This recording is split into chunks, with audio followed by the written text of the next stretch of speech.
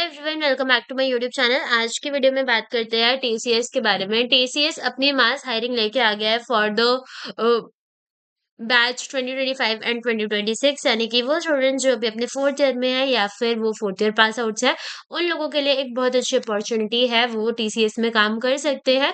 यहाँ पर ये जो मेन क्राइटेरिया है वो ये है कि जो भी स्टूडेंट्स अभी अपने बीएससी कर रहे हैं, बीसीए कर रहे हैं, वो सारे स्टूडेंट्स एलिजिबल हैं इसमें अप्लाई करने के लिए।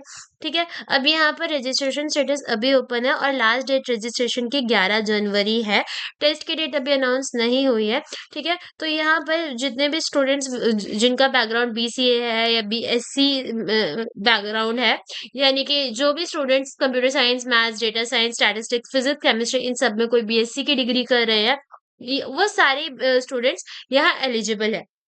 ठीक है, अब यहाँ पे एप्लीकेशन देख लेते हैं। तो एप्लीकेशन के लिए सबसे पहले this is the portal where you have to apply for. I will give the link in the description box. उसके बाद यहाँ पर तुम्हें आधार के अकॉर्डिंग वेरिफिकेशंस करने हैं एंड देन जाके सिंपली अपनी रजिस्ट्रेशन कर लेनी है। और अगर तुम प्लेटफॉर्म पर डायरेक्टली पहले से ही रजिस्टर्ड हो तो डायरेक्ट जो अप्लाई फॉर ड्राइव पे जाके क्लिक करो एंड अप्लाई कर दो।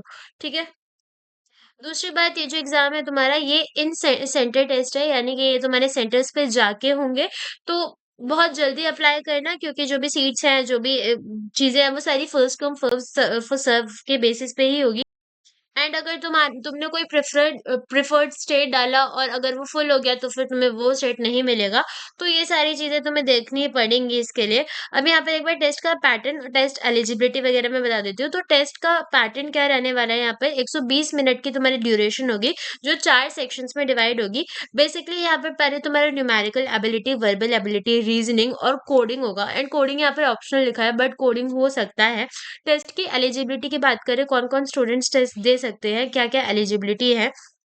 तो यहाँ पर तो हमने बात कर ली है कि जो भी अपने 3 इयर्स फुल टाइम ग्रेजुएट्स है, वो एलिजिबल है। परसेंट की तेज की बात करो तो तुम्हारा मिनिमम एग्रीगेट 50% से अबव होना चाहिए या उसके बराबर होना चाहिए 10th में, 12th में, और अगर डिप्लोमा करा है उसमें भी। एंड एज वेल एज तुम्हारे ग्रेजुएशन में भी अगर कोई ग्रेजुएट है तो ठीक है, और उसके साथ साथ उसको अपनी पूरी कंप्लीशन फाइनल ईयर तक की पूरी कैलकुलेट करनी है एग्रीगेट, और उसके अकॉर्डिंग वो एलिजिबल होगा।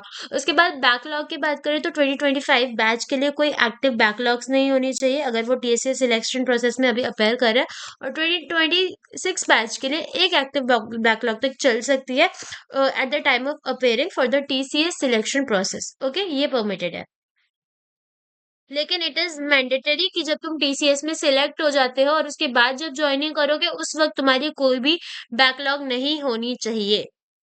एंड अगर कुछ स्टूडेंट्स ऐसे होते हैं जो ग्रेजुएशन के बाद ड्रॉप वगैरह करते हैं, तो मिनिमम जो होगा the overall academic gap should not exceed 25 months until the highest qualification. तो जो भी हाईएस्ट डिग्री है उसके बाद से जो भी तुम अगली चीज कर रहे हो, उसमें 24 महीने से ज्यादा गैप्स नहीं होने चाहिए। एंड ये सारी डिटेल्स है, मैं तुम्हें लिंक डिस्क्रिप्शन में दे दूंगी। मिनिमम एज क्राइटेरिया 18 ईयर्स से लेकर मैक्सिमम 28 ईयर्स तक है। And this are your hiring categories. ये सारा लिंक मैं डिस्क्रिप्शन में दे दूंगी, तुम पढ़ लेना। यहीं पर एप्लीकेशन लिंक है एंड अप्लाई कर देना। एंड जल्दी अप्लाई करो क्योंकि लास्ट डेट 11 जनवरी ही है। एंड अगर तुम्हें ऐसे ही नोटिफिकेशन चाहिए, ऐसे ही जॉब के नोटिफिकेशन वगैरह चाहिए, तो don't forget to subscribe my channel and like the video and share the video for with your friends also. Thank you so much for watching and apply as soon as possible.